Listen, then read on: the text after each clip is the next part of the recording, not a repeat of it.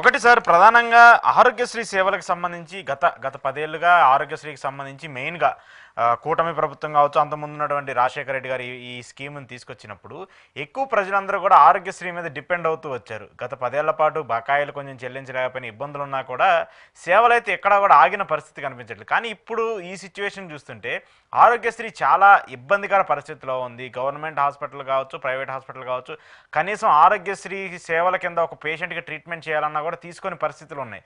వాళ్ళే డైరెక్ట్గా మాకు కనీసం గతంలో ఒక 6-7 నెలల నుంచి ఇంకా ప్రభుత్వం నుంచి డబ్బులు రావాలి, ఒక నెల కన్నా మాకు డబ్బులు విడుదల చేయండి, నిధులు రిలీజ్ చేయండి అని చెప్పేసి కూడా హాస్పిటల్స్ ప్రభుత్వాన్ని రిక్వెస్ట్ చేసే పరిస్థితులకు వెళ్ళిపోతున్నాయి. ఇప్పుడు డైరెక్ట్గా మేము ఇంకా సేవలు కూడా తీసుకోం, బంద్ చేస్తామని చెప్పేసి చెప్తున్నారు. ఏంటి అసలు ఆరోగ్యశ్రీ పరిస్థితి? ప్రభుత్వం అంటేనే విద్య, వైద్యం, ఆరోగ్యం అని చెప్పేసి మనం చెప్పుకుంటాము. ఈ మూడిటికే ఇప్పుడు గండిపడే పరిస్థితి కనిపిస్తుంది. నెంబర్ 1, ఈ రోజున్న సమస్య నెట్వర్క్ హాస్పిటల్ అసోసియేషన్ వాళ్ళు ఈ రోజు నుంచి ఎన్టీఆర్ ఆరోగ్యశ్రీని సేవలు నిలిపేయాలని నిర్ణయించుకున్నట్టుగా పత్రికా ముఖంగా పాంప్లెట్ రూపంలో తెలియజేశారు. దీనికి కారణం ఏంటి ఒకసారి ఆలోచించాలి. దీని యొక్క ప్రాధాన్యత చూడాలి. రెండు వేరు. ఎందుకు వచ్చింది ఆరోగ్యశ్రీ? చాలా మంది రాజశేఖర రెడ్డి గారు ఎన్నికల హామీ, పేద ప్రజల మీద జాలితో ఇచ్చిన హామీ కాదు. ఆరోగ్యశ్రీ ఫీజు రీయింబర్స్మెంట్ అనేది రాజశేఖర రెడ్డి గారు అత్యంత స్టడీ చేసి ఇచ్చాడు. చంద్రబాబు గారు 10 ఏళ్ళు ముఖ్యమంత్రిగా ఉన్నప్పుడు తీవ్రమైన కరువు వచ్చినప్పుడు రైతులు ఆత్మహత్యలు జరిగింది పెద్ద ఎత్తున రాష్ట్రంలో. అప్పుడు రాజశేఖర గారు ప్రతిపక్షంలో ఉన్నాడు. ముఖ్యమంత్రి అయిన వెంటనే దీన్ని అడ్రస్ చేసే ప్రయత్నం చేసినాడు. ఏంటి రైతుల ఆత్మహత్యలకు కారణం అని. అప్పుడు ప్రొఫెసర్ జైతి ఘోష్ కమిషన్ వేశారు. తిరుపతిలో పెట్టిన సదస్సులో నేను కూడా పాల్గొన్నాను. నేను నిర్వహించాను వారితో. జైతి ఘోష్ ప్రొఫెసర్ ఢిల్లీ, మంచి ఆర్థికవేత్త. ఆమె ఒక కమిషన్ వేసి అసలు ఆత్మహత్యలకు కారణం ఏంటి అని దానిపైన ఒక పెద్ద స్టడీ చేస్తే ఆమె అసలు ఎవరు సంచలనాలుగా కారణం. రైతుల ఆత్మహత్యలకు మనం ఏమనుకుంటాం, గిట్టుబాటు ధర లేదు, పురుగు మందుల సమస్య, కరెంటు సమస్య, ఇవి మాట్లాడుకుంటాం, పంట నష్టం. కానీ ఇది కాదు అంటుంది ఆమె.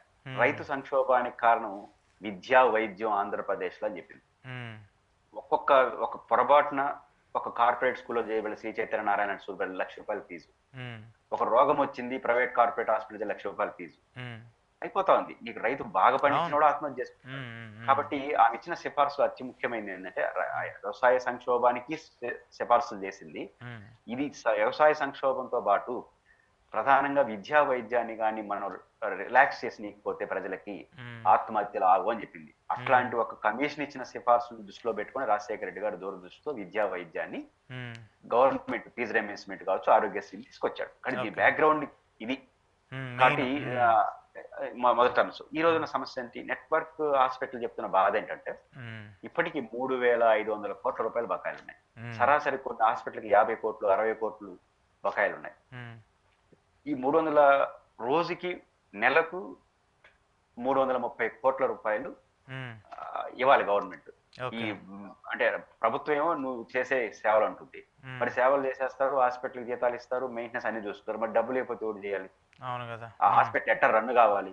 కాబట్టి హాస్పిటల్ రన్ కావడం ₹3,500 కోట్ల బకాయిల్లో ప్రభుత్వం మామూలుగా ఏం చేయాలి? ఇప్పుడు ప్రభుత్వాలు రాజకీయ మనుషులు ఏం చేస్తున్నాయి? జగన్మోహన్ రెడ్డి గారు అప్పులు పెట్టేసిపోయినాడు అంటారు. తమాషా ఏంటంటే వాళ్ళు ఇచ్చిన నెట్వర్క్ ఇచ్చిన హాస్పిటల్ యొక్క స్టడీ చేస్తే 3,500 కోట్లు దాదాపు 2,000 కోట్లు జగన్ గారి కాలం బకాయిలు ఇంకా ఉన్నాయి. ఈ ప్రభుత్వం 1,500 కోట్లు ఉన్నాయి. జగన్ గారు 5 ఏళ్ళు పూర్తి అయిన తర్వాత 2,000 కోట్ల రూపాయలు బకాయిలు పెట్టి పోయినాడు అనుకుందాం. మనం 1 ఇయర్కే 1,500 కోట్లు, 10 నెలలకే 1,500 కోట్లు పెట్టేసినాం. అంటే మనం ఏం లేదని అర్థం. ప్రభుత్వాలు ఏం చేయాలి? గత ప్రభుత్వం ఈ ప్రభుత్వం కాదు, బకాయిలు అనేది కంటిన్యూ ప్రాసెస్.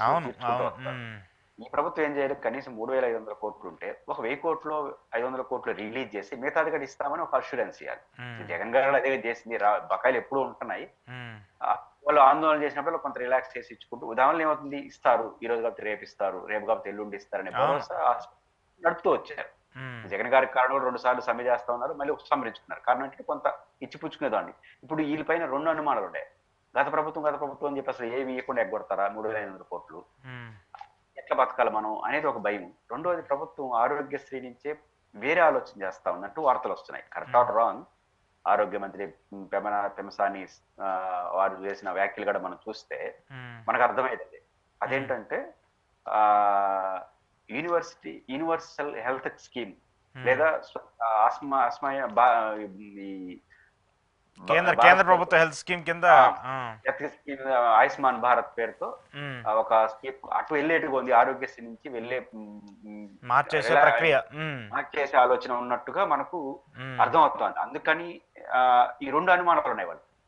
అంటే ఒకటి నెంబర్ 1, అసలు ఈ స్కీమ్ ఉంటుందా లేదా ఒక భయం, పాత బకాయిలు ఇస్తారా లేదా, కొత్త ఆలోచన చేస్తే పాత బకాయిలు అయిపోతే ఏం చేయాలి. కాబట్టి ఆరోగ్యశ్రీ కొనసాగింపు, ఆరోగ్యశ్రీ పేరు పెడతారా, యూనివర్సల్ హెల్త్, ఆయుష్మాన్ భారత్ పేరు ఏదైనా పెట్టుకోండి. ఒక మంచి స్కీమ్ ఎట్లా ఉండాలి, ప్రజలకు అవసరం కదా అది.